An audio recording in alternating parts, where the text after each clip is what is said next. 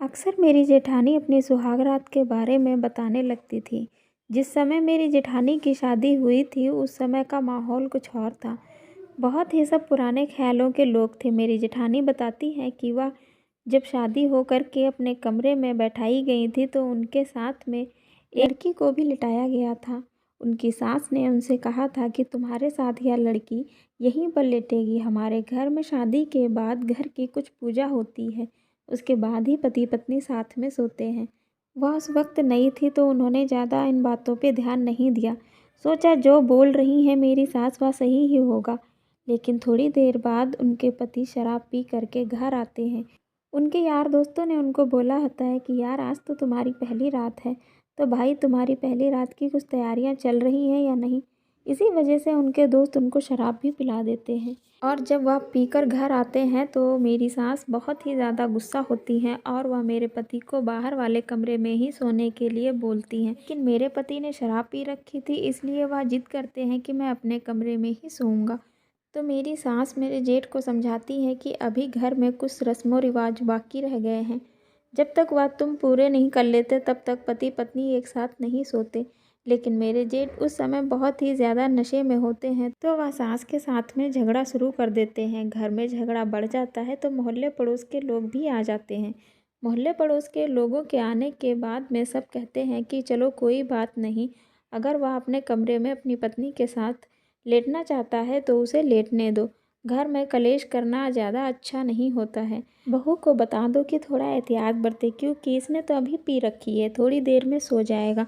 सास मेरी जेठानी को जाकर समझाती है कि तुम थोड़ा सा ध्यान रखना, अभी कुछ रस्में बाकी रहती हैं, तब तक तुम दोनों के बीच में कोई ऐसी वैसी चीज़ नहीं होनी चाहिए।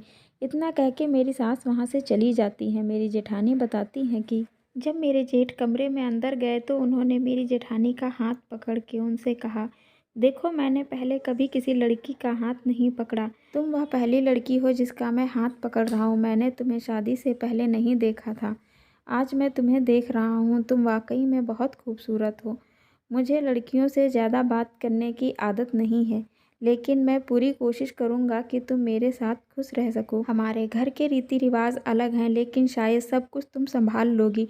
मेरी जेठानी बताती हैं कि मेरे जेठ जिस समय जेठानी से बात कर रहे थे उस समय मेरे जेठ के हाथ कांप रहे थे।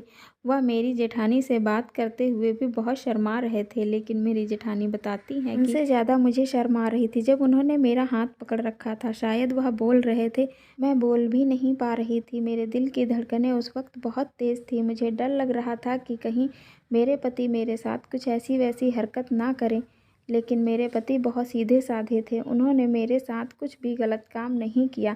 शराब के नशे में थे लेकिन सच बोल रहे थे।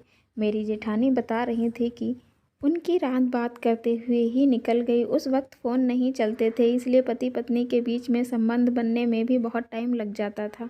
धीरे धीरे एक दूसरे को जानते पहचानते थे तब जाकर उनके बीच में संबंध बनते थे। मेरी जेठानी बताती हैं कि उनके बीच संबंध बनने में भी 1 हफ्ते का वक्त लग गया था, क्योंकि लड़कियां वैसे ही नहीं कुछ बोलती थी और ना ही उन्हें कुछ पता होता था और उस वक्त लड़कों को भी कुछ नहीं पता होता था।